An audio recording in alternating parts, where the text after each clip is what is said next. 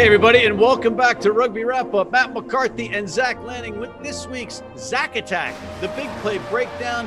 Zach, what do you got for us? Matt, it's been a really crazy season so far in the MLR. You could check out my picks on Super Brew. You could tell that it's been really difficult to follow here and find out who's consistent.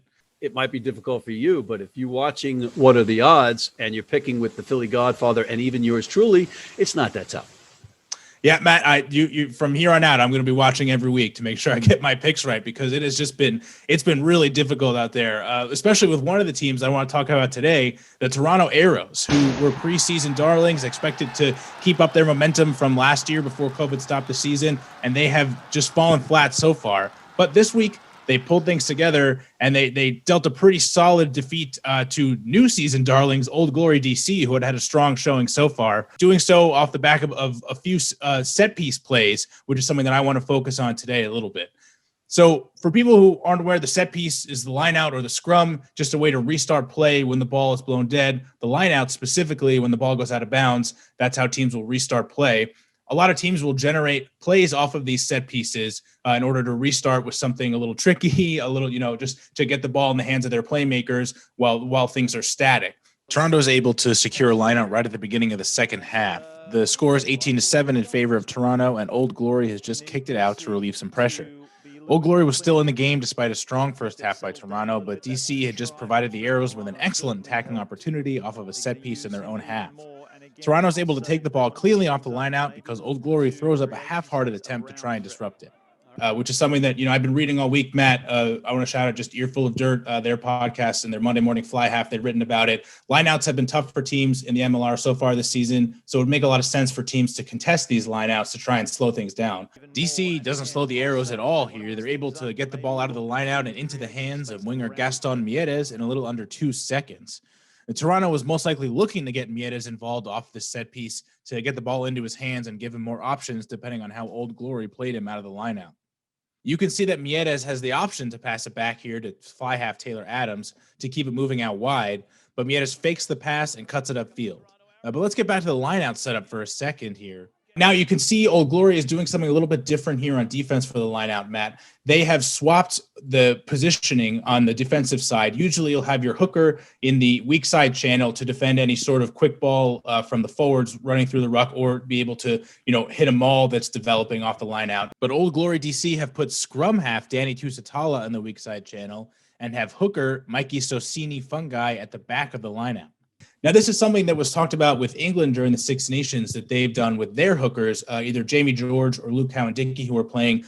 They'll have them come off the line out and defend the fly half channel where George Ford is. He's not one of the strongest tacklers for England, so they'll have them come out to make sure they can handle any sort of crash ball that's coming up and targeting George Ford in that position.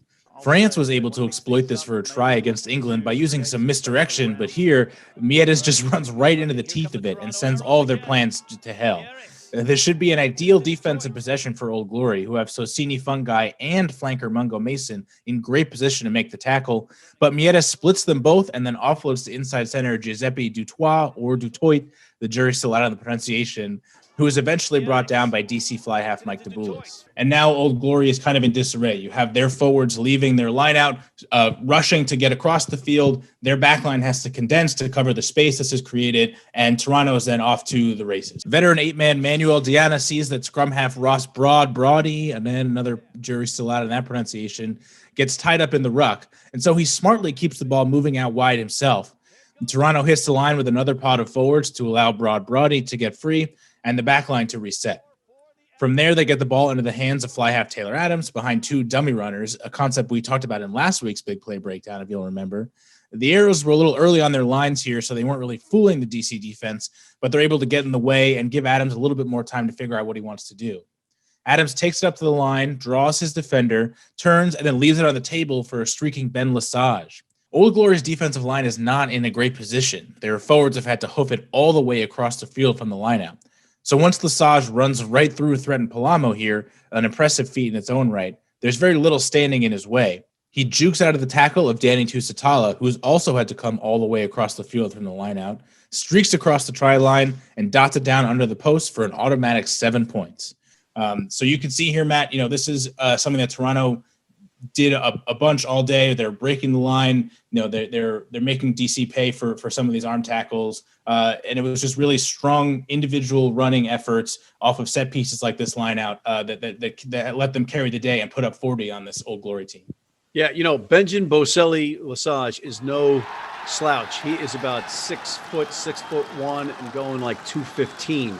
So, him running through people is not going to be surprising if he gets untracked. He's been playing with 19 stitches in his head. That's why he's wearing a scrum cap. So maybe that's hindered him a little bit. I doubt it because he is a hockey fan. He's a Calgary Flames fan, particularly. But you're right. This Arrows backline is formidable. You've got stars, international stars, Uruguayan star Mieres, and you've got Tuculet from Argentina. And Deanna at the base of that, at the back of that scrum, is also a Uruguayan star. So, there's a lot of experience across the board there.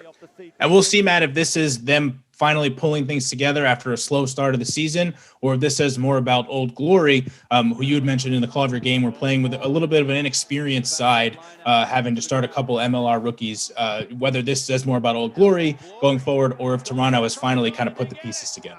And it sets the stage for one of many intriguing matches this weekend with the Giltinis playing the Arrows in New Orleans as a home game for Toronto. And on that note, my friend, that's this week's Zack Attack, the big play breakdown with Zach Lanning. I'm Matt McCarthy for Mr. Lanning.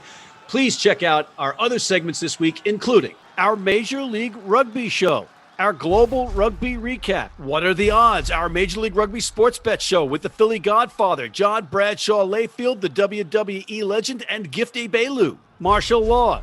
And please sign up for our American Red Cross Rugby Wrap-Up Blood Donor Team.